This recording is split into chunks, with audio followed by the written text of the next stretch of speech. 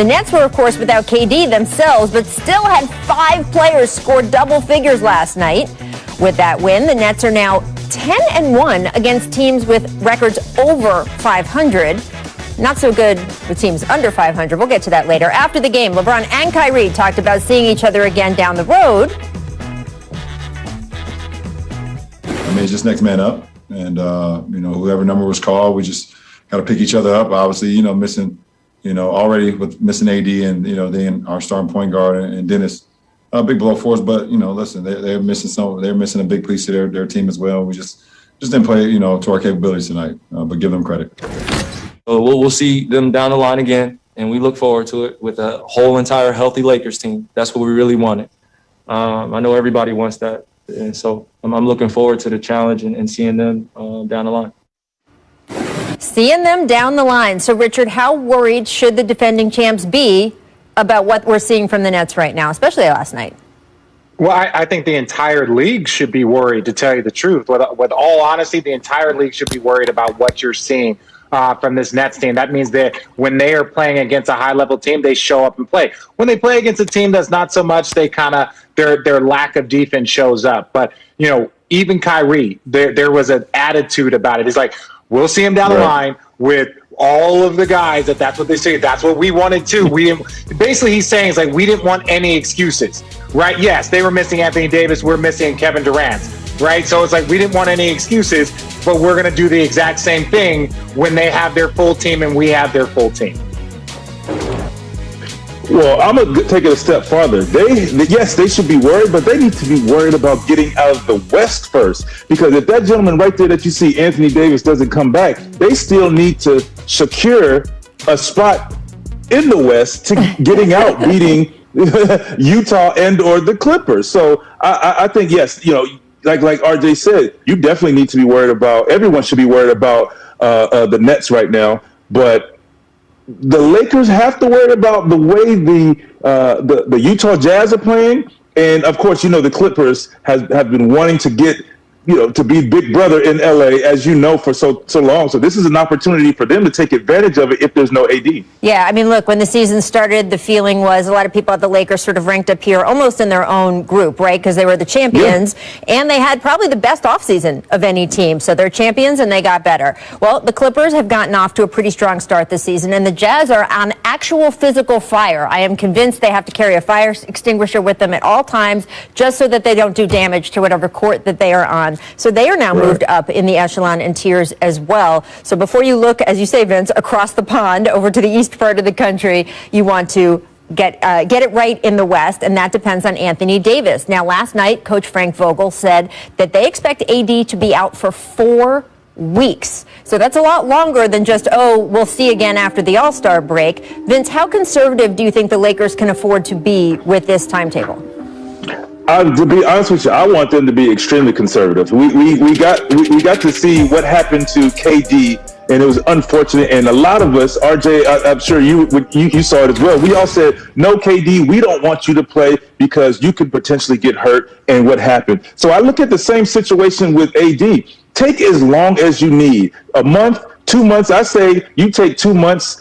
2.5 months, come back 2 weeks, a month left in the season, get yourself back in the playing shape, get back in rhythm, take the first round to kind of get yourself going. That's if they're the number 1 seed, but you kind of, you want to put yourself in that position there. You don't want to risk him getting hurt now and out for the rest of the season. Then you put yourself in a different situation where you, like you said, you might not get out of the second round or even get to the Western Conference Finals at that point. I'm going to take it one step further to what Vince is saying. Ultimately, if Anthony Davis gets hurt or if he's not 100% healthy, you're going to lose him for 2 seasons. That means no championship this year. That means no championship next year. So you want to be extremely cautious, right? So I'm okay with them. Hey, you can come back with 2 weeks to go in the season because we don't want your calf Achilles at 80%, at 90%. We want it at 100%. And so if Anthony Davis is 100% and no compensate, if you're playing well, the Lakers are the favorite in the Western Conference. I think the Nets have started to question people on whether or not the Lakers should be the favorite overall in the NBA. I think the Nets probably have the biggest say in that so far. Well, look, and for people questioning your math, Richard, you're basically saying if that happens, what happens to AD happened with what happened with Kevin Durant, right? He had the Achilles strain. Right? He was out for a little bit, or calf strain, and there was always sort of what exactly are we calling it? And of course, it's all the same area of the leg, whatever you happen to call it. And then, of course, we saw him come back for the NBA Finals, ruptured the Achilles, and then was out for an additional whole chunk of time. In his case, it was almost a year and a half because of the schedule. Well, it's all connected. Right? Yeah. It's all connected. So you're not going to rush him back. If he has that Achilles injury, you're not going to rush AD back like you did Kyrie. You're not going to rush him back the following season. Now you're prolonging it, and you're just adding insult to injury. So, like RJ said, it is probably a season and a half process from there. Yeah, absolutely. So they do not want to get into that. And I think the whole league learned from the Kevin Durant example about a year and a half ago, and everyone may be being over cautious. So, guys, we're going to talk All-Star later in the show because the starters were revealed. In the East, Kyrie, Bradley Beal, backcourt starters, KD, Giannis, Embiid, frontcourt starters, Kevin Durant earns team captain. In the West, LeBron is the captain. He's joined in the frontcourt by Jokic and Kawhi. And in the backcourt, we've got Steph Curry and Luka Doncic. Luka barely edging out Damian Lillard for that final starting spot. Now, the players and the media vote had Dame ahead of Doncic. So I just want to say that again. The players and the media voted for Lillard ahead of Luka. But the fan vote counts for 50%. So that is what propelled Luka into the starting lineup. Meanwhile, current NBA players and the media panel, they account for 25% each. So, Richard, are the fans disrespecting Dame, or are they the ones that got it right? No, it's hard. You're not disrespecting Dame by having. This is what I'm saying. You're not disrespecting Dame by having Luka. Luka's one of the stars in this league, without a doubt. So there is no lose-lose situation. There's no win-win. I will say this. These are the times where everybody was – the reason why we have a media vote and a player vote is because people were getting frustrated by what the fans were doing. This is a great situation here. Well, Dame Lillard has had a better season. The players see it, the media see it, and now the fans are like, again, Luka is one of the next superstars. He's 22 years old. Trae Young was a starter last year in the All-Star game. You want to see these young stars and young studs. But ultimately – is Dame more deserving? Yes. Yes, Dame is more deserving, but you're not losing anything by having Luka Doncic as a starter in the All-Star game. His numbers are that good. They're just not having a great season. Yeah, and that's one of the things I was going to add, what you're saying. Portland is 4th in the West. Dallas is 10th in the West. So, I mean, that matters to, I think, players. So if you think, Dame Lillard is playing the best basketball, you see the numbers are similar, but his team is playing better basketball. So he's putting up these numbers in a better situation, and they're 4th in the West. And you're saying Luka's playing Luka basketball, triple doubles and all, but they're 10th. And I say to this, the only unfair thing that for Dame that he has against him is Luka has a country of Serbia in his corner. Yes. You're not going to win that. And that reminds me, RJ, I'm going to take you back. Yao Ming. You're not gonna lose it. Yao Ming has a country behind him in support. So when it comes to giving 50% to the fans, and you're talking about China voting for Yao, you have no chance. Luka's a darling. They love him. He's playing great basketball in the States, so he has fans there. Yep. Plus, is his country, his countrymen. So that's just how it's going to be until the rules change.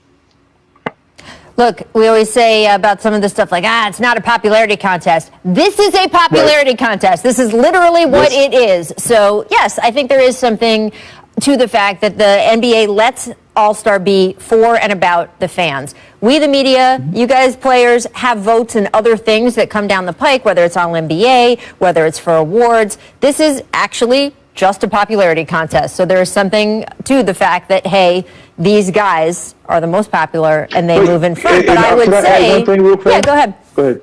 Oh, I was just going to finish. I was just going to say that I hope the fans, maybe it's because they play in the Western Conference and more late night games. I hope more fans start paying attention to what Damian and the Trailblazers are doing, because CJ McCollum is out, Yusuf Nurkic is out, and he is lifting that team, not by himself, but he's doing the heavy lifting into fourth place. And that, to me, deserved the All-Star vote.